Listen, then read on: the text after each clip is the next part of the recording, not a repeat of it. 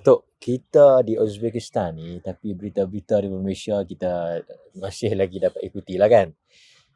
Saja sikit lah nak minta pandangan Datuk. Baru-baru ni Yang Amat Hormat Perdana Menteri sarankan untuk dialog-dialog wacana diskusi yang sihat, yang segar untuk bincang tentang RUU khususnya.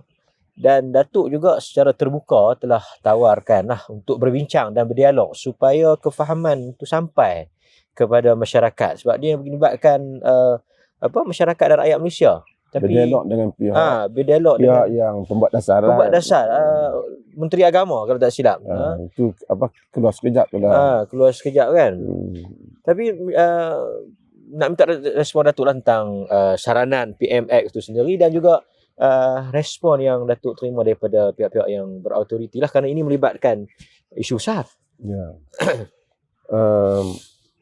Dalam dunia ni ada beberapa perkara yang kita saja sebut, orang lain kemudian kita tak payah jawab. Contohnya kita mari sembahyang subuh ni, pagi-pagi ni kerja muazzin, tukang azan. Azan dia azannya Allahu Akbar, Allahu Akbar. Kita yang dengar kena jawab. Kita ikutlah. Allahu Akbar, Allahu Akbar.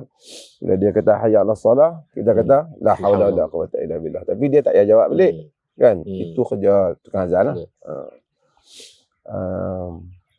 Kerja selain tukang azan, tapi lah hidup kita, kalau kita bergaul dalam masyarakat Muslim ni, kita sering kena jawab. Misalnya kalau orang bagi salam, Assalamualaikum. Waalaikumsalam. Jawab, Waalaikumsalam. Kalau orang bersin, Alhamdulillah. Alhamdulillah. Kita kata Alhamdulillah, dia kata yarhamkallah, kita doa balik kata yahdina wa yuslih balakum. Dia pembuat dasar, jadi menteri teragama pun nak kena jawab juga. Dia bukan tukang azan. Dia kena jawab. Jadi macam itulah. Bila ada kelas sekejap tawar tu, saya bersetuju untuk dialog itu. Jadi saya merasakan patut jugalah Yang Berhormat Menteri Agama selaras dengan cadangan Yang Hormat Perdana Menteri, dan selaras juga saya rasa dengan semangat Malaysia Madani yang menakkan kepada soal intelektual, soal dialog, bukan berdebat. Dialog ni sebenarnya kita berbincang lah, berdiskusi, dan rakyat dapat manfaat. Ini bukan berdiskusi dengan orang tak ada kena mengena, tiba-tiba nak ajak kita berbincang, tak ada pasal.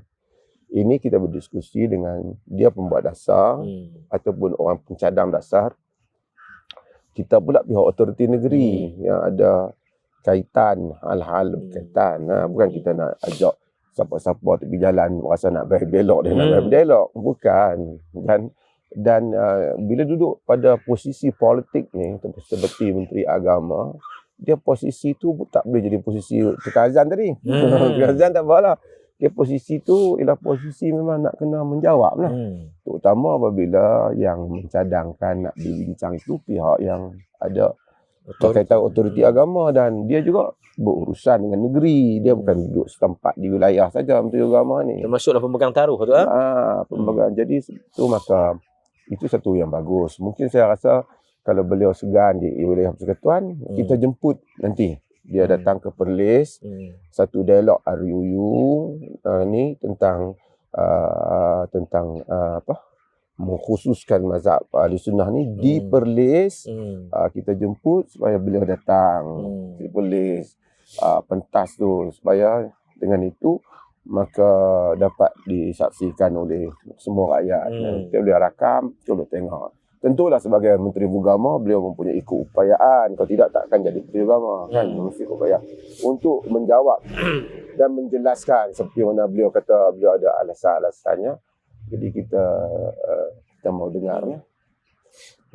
Tapi Datuk, selalu kita dengar jawapan-jawapan yang biasa macam saya menghormati pandangan beliau, saya menghormati. Terima kasih lah, yang tu okeylah. Kita pun tak kata tak apa. Tapi cukup tak sekadar macam tu? Tak boleh lah. Itu macam saya nak kata, tukang azan tak apalah. Dia hanya azan, orang lain jawab.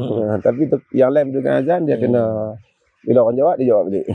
Maksudnya, bila orang berdialog, sebagai pembuat dasar, dia kena berdialog lah. Bukan kita nak suruh dia dialog dengan semua orang. Kita pun orang ajak kita dialog, kita tak mau. Melainkan dia, awak duduk pada posisi apa, baru kena, barulah kena kan. Kalau tidak, jadi bicara kosong je kan. Tapi tanya soalan dalam majlis, bolehlah kan. Siapa-siapa saja.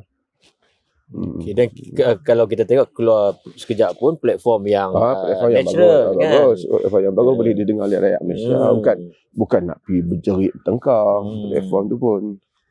Dan saya rasa patutnya bolehlah dengan selaras dengan seruan yang maklumat Perdana Menteri tu, tapi saya tak tahulah sejauh mana nak dibuat.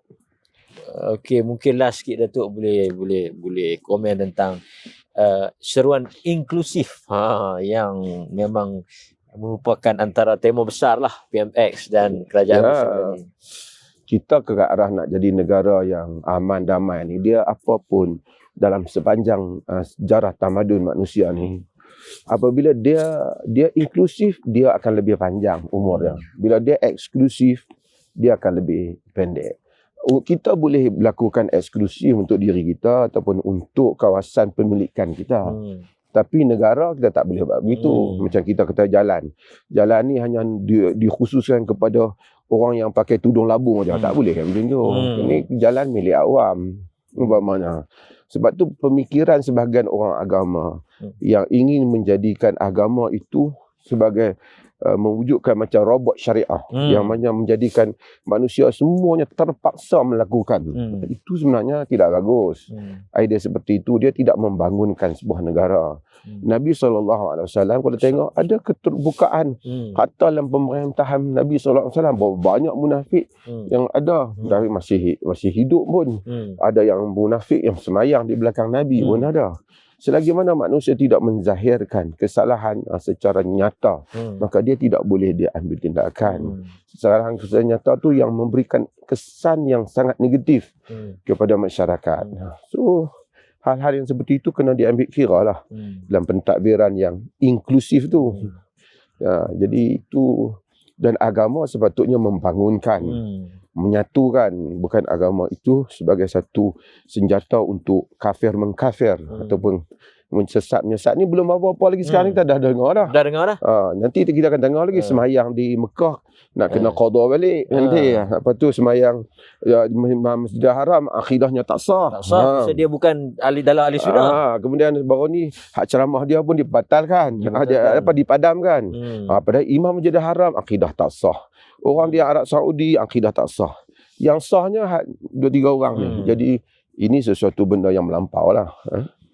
Dan tak mungkinlah kerajaan yang bertamadun mengambil idea yang seperti itu. Pendirian yang seperti ini tu. Ya. Okay, terima kasih Datuk. Demikian sedikit perkongsian daripada kami di Uzbekistan.